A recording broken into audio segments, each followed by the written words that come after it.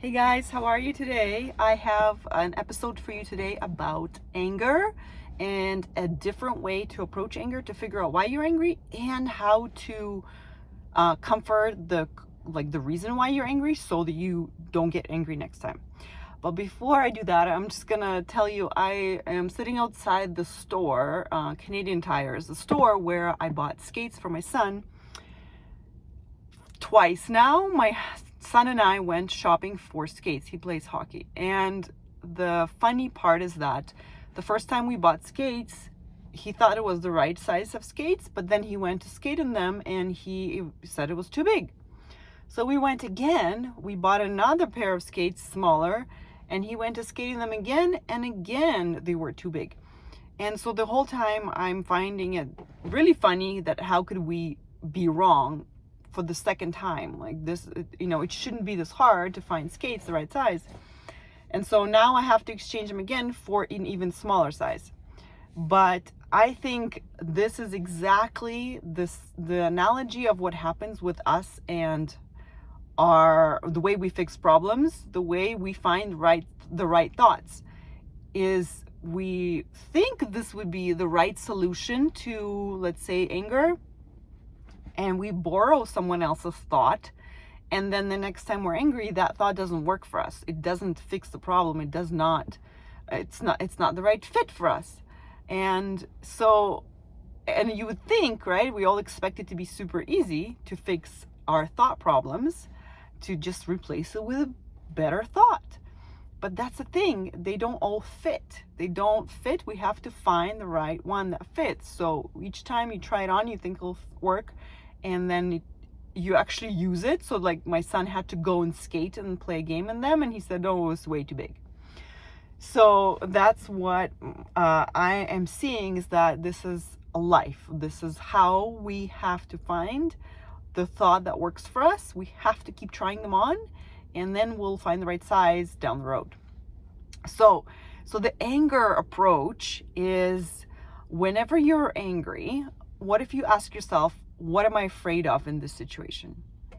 And I find that if you stretch yourself to see that, okay, I'm afraid of something in this situation. For example, like little things, like if my kids make a mess and I get angry, I'm afraid that I'm raising kids that are not thoughtful, or I'm afraid that I'm failing as a mom and I haven't taught them to clean up after themselves, or I'm afraid that they're going to grow up and not, be sloppy and not clean up after themselves.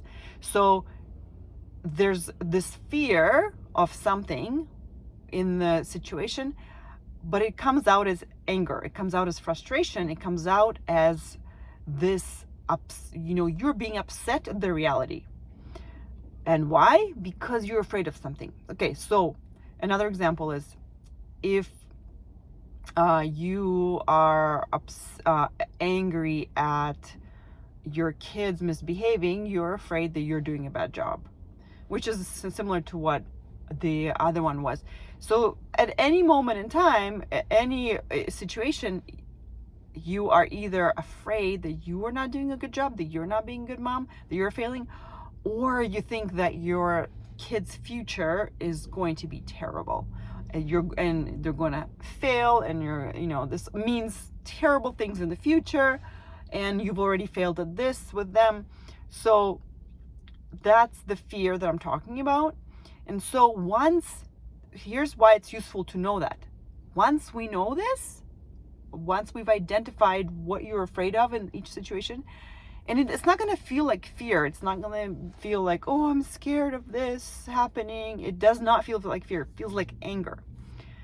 But underneath it is ultimately that fear of, what if it's true? And so we try to fix it. We try to, we get really upset because once we see it in our heads, it's almost like the worst case scenario is true, right? It is dirty, they haven't cleaned it up, they're not thoughtful, and I have failed. So then we get angry. So once we have identified what's the fear, then we can deal with it. And the way I deal with it is, once I've identified it, is I instantly know that it's not true. The fear is like a false illusion. It's a lie. For example, that I'm a bad mom. I know that I'm not a bad mom. So once I identify it, because it's subconscious, once I identify it, then I can right away kind of dismantle it, and kind of it just falls apart because I see that it's not true. Okay? Or for example, about your son's future or your kid's future. Once you identify that that's what you're afraid of, they're going to have problems in their future, struggle. There's so many different ways, but one of the ways that I like to approach it is that with their future, I have options of what I can believe right now. And what I can believe right now is either something that makes me feel bad and I'm afraid of their failure, or I can trust. And I've done episodes on that as well, where you can practice trust. So you can then, you have options. The future hasn't happened yet, your future hasn't come.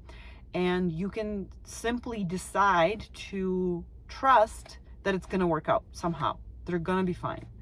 You can, think, okay, if I turned out fine, they'll be fine. Whatever way gets you to that trust, that's your option, right? The other option is simply acknowledging that you don't know what's going to happen. If that works for you, if that gets you away from being afraid and being frustrated and angry, then do that. And just saying, what, I think I'm afraid the future will be this for them, but I actually don't know. I have no idea. So that's if you are struggling, questioning these beliefs, these fears, then definitely come talk to me, come get coached, because this is where coaching is extremely helpful, because we get to question them together and really see what's true, what's not true, what are we believing, and why are we believing that. But start with those two things. First, identifying what you're afraid of. Second thing is questioning it. Like, is this true? Am I a bad mom? Am I failing at this? What am I doing to make sure that they're, good human beings? And then you'll know the answers. You're doing your best. You're already doing everything you can. So you can just chill out. It's not true. What you're afraid of is not actually something legitimately you have to worry about. And with things that you can legitimately worry about for their future, that's also for you to identify, number one. Second, to question whether it is a great option for you to be thinking right now, because it feels bad and it's not producing anything useful, right? It's not preventing terrible future for them. So those are the things. And those are processes, right? Identifying one is a process. You have to ask yourself questions and kind of dig deep into the truth of, what am I actually afraid of here? What am I not wanting to happen here? Or what do I not like in this situation? All of those you're kind of afraid of. And you are going to find the answer. Okay, what am I afraid of here? And then you can comfort that fear. It's okay. I'm a grown up. I'm taking care of this. I'm doing my best with my son. I'll have conversations with him. And what the worst case situation in this case is, just, this is dirty and needs to be cleaned up. There's no need to be afraid. There's no need to make it mean anything else. And we can deal with the worst case situation, right? That's the other approach you can take, is when you're afraid of something, you identify the worst case situation, and then you ask yourself, what would I do in this situation? And what you will do. You will clean it up. You'll have a conversation. You will do everything you need to help your son, to create the best possible future for him, etc. All right, guys. So I'm gonna go exchange the skates, and I love you all so much. Have a great week. If you are ready to experience the coaching and really have a deeper understanding of yourself and connection to your son, sign up for coaching with me. Go to www.coachingnatalia.com. We will talk, and you can tell me everything that's bothering you, and then we can fix it together, okay? I love you. Have a great week. Bye.